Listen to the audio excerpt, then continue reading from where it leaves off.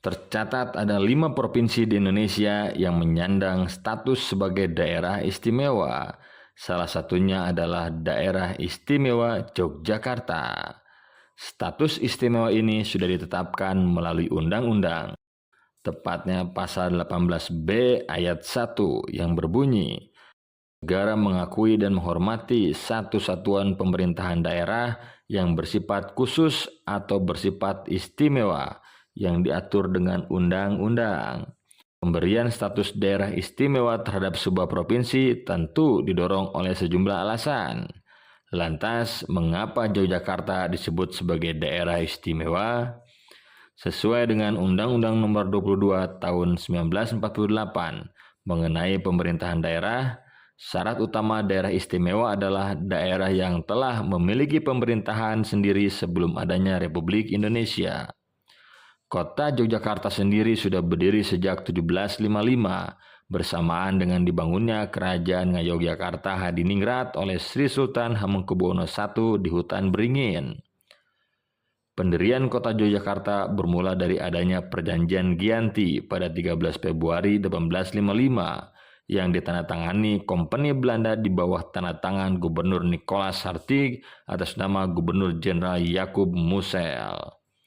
Isi dari Perjanjian Giyanti adalah membagi Kerajaan Mataram Islam menjadi dua, setengah menjadi hak Kerajaan Mataram Islam kelak menjadi Surakarta, dan sebagiannya lagi menjadi hak Pangeran Mangkubumi Sultan Hamengkubuwono I.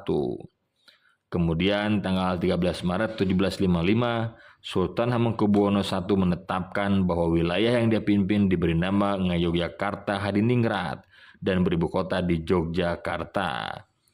Pada saat proklamasi kemerdekaan Republik Indonesia, Sri Sultan Hamengkubuwono IX dan Sri Paku Alam VIII menyatakan daerah Kesultanan Yogyakarta dan daerah Pakualaman menjadi bagian wilayah Negara Kesatuan Republik Indonesia. Sri Sultan Hamengkubuwono IX dan Sri Paku Alam VIII berperan sebagai gubernur dan wakil gubernur yang bertanggung jawab langsung kepada Presiden Republik Indonesia. Selanjutnya, tanggal 5 September 1945, pemerintah mengeluarkan amanat menyatakan bahwa daerah Kesultanan dan daerah Pakualaman merupakan daerah istimewa yang menjadi bagian dari Republik Indonesia sesuai dengan pasal 18 Undang-Undang Dasar 1945.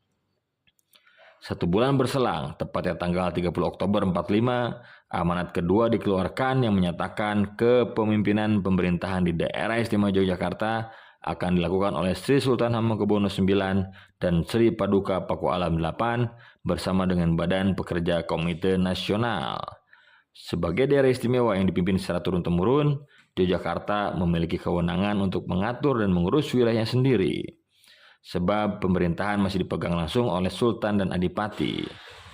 Dengan demikian, Yogyakarta disebut sebagai daerah istimewa karena sudah memiliki pemerintahan sendiri sejak 1755, sebelum Indonesia merdeka dan dipimpin oleh kepala daerah yang merupakan penguasa monarki.